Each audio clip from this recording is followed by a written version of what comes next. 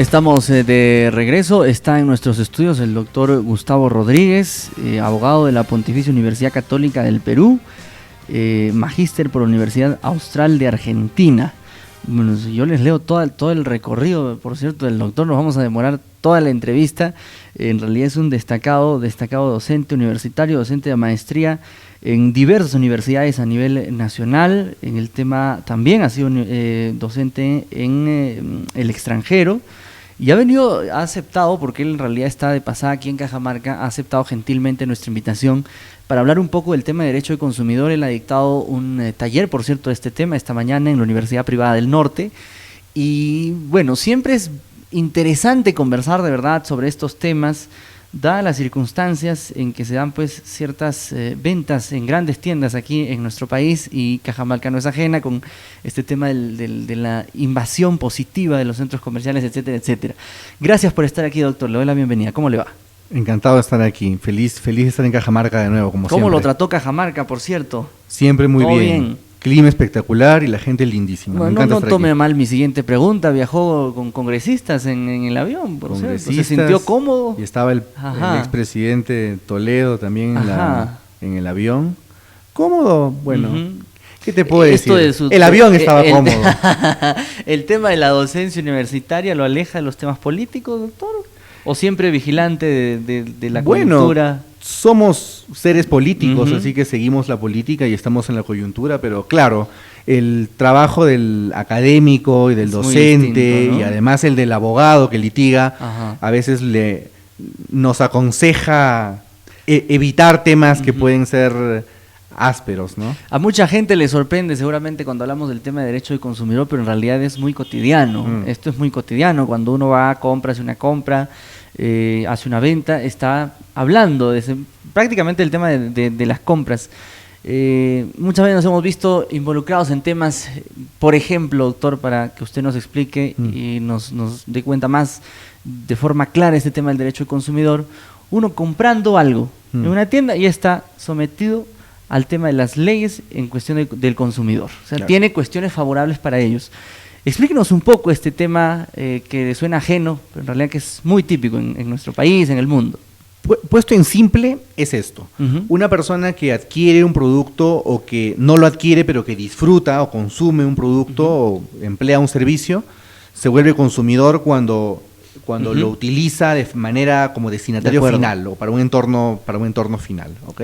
No lo usa para la actividad económica o para la actividad profesional. Y efectivamente, cuando uno está en el marco de una relación de consumo, uno se hace acreedor a una serie de derechos y en general tiene que respetar a los proveedores de su lado, una serie de normas que están en el Perú establecidas en el Código de Protección y Defensa del Consumidor. Es una norma que muy pocos conocen, ¿no? Es una norma no muy antigua, está vigente desde el 2010, pero a mi juicio es una norma no muy buena.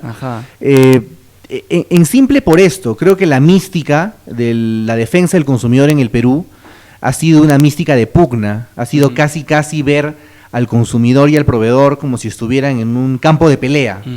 Se le ha enseñado al consumidor a creer que la empresa es su enemigo y la empresa evidentemente reacciona también porque recibe también los golpes de la autoridad, de las multas y demás. Y en verdad no es así. Yo soy de los que ha creído durante un buen tiempo, de hecho tengo un libro en donde lo digo, que en realidad la dinámica entre consumidores y proveedores es una dinámica, o debe ser una dinámica de diálogo y de colaboración, y no de pelea. Y creo que esa mística de la pelea que algunos políticos, ¿ves? No estamos ajenos a la política, que algunos políticos han tratado de vender, ¿no? Sin duda. Ahora, muchos dicen, ¿a quién acudir? Porque muy poca gente conoce el tema. Dice, fuera fácil si a alguien le hacen una mala jugada, una tienda, aguanta, yo tengo mi código del consumidor. Pero nadie lo conoce. Entonces, a veces el vendedor es habilidoso, no dice, señor, ¿sabe qué? Aquí no hay nada que hacer, usted se acabó, fin. Pero uno dice, ¿y ahora cómo me defiendo?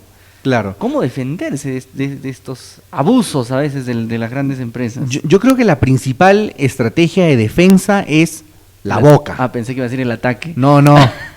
Es la boca. Es decir, yo creo que el consumidor tiene el arma fundamental que es hablar. Yo y lo sé por experiencia propia, y además la teoría y en general una serie de experimentos y demás que no vamos a contar aquí,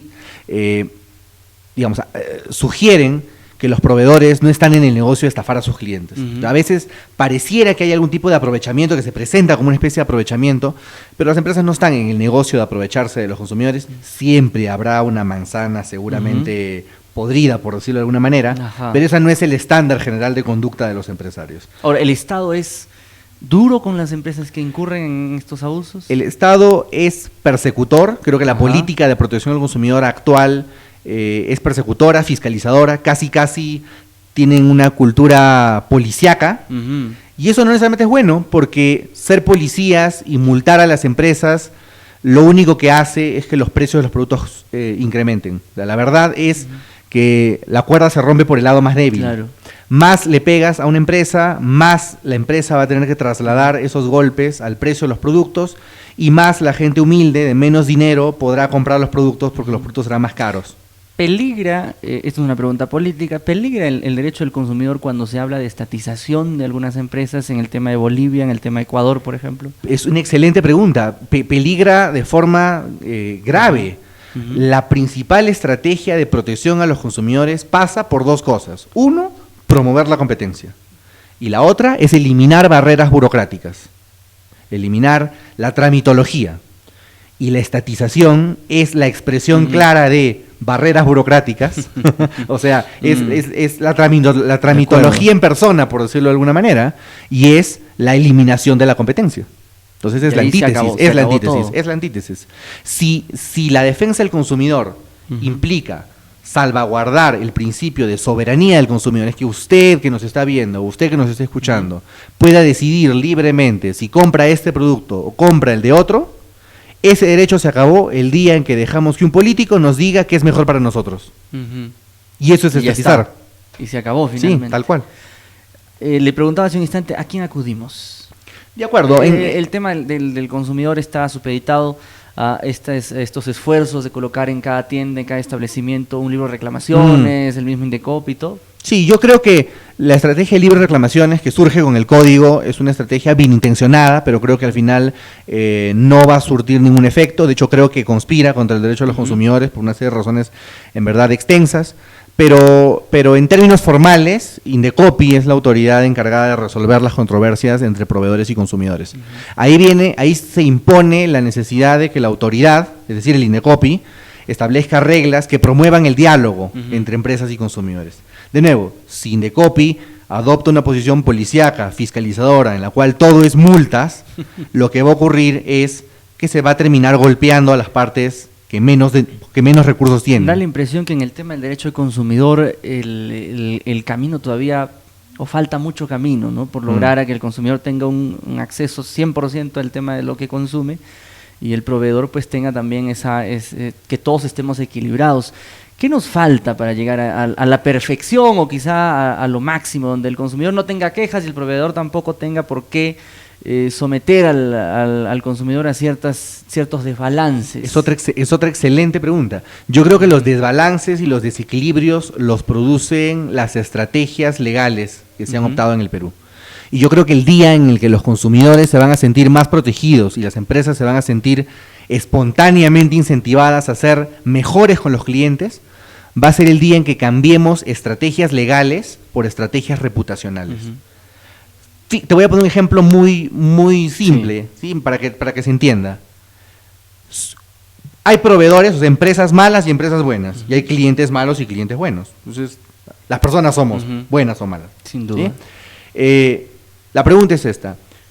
Si una empresa es mala con los clientes, en los tiempos modernos, basta que uno haga publicidad de que una empresa fue mala, pongo un blog, lo pongo en la web, la empresa está eventualmente destruida. Y eso es un riesgo bien importante para las empresas, porque genera el incentivo perverso de que consumidores oportunistas planteen acciones o eventualmente difundan información engañosa o denigratoria.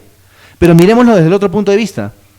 Si Juan Pérez o Juana Pérez estafan o son malos clientes respecto a una empresa, ¿cuál es el incentivo reputacional de un consumidor de ser un buen consumidor? La empresa publica en la página web, Juan Pérez me estafó.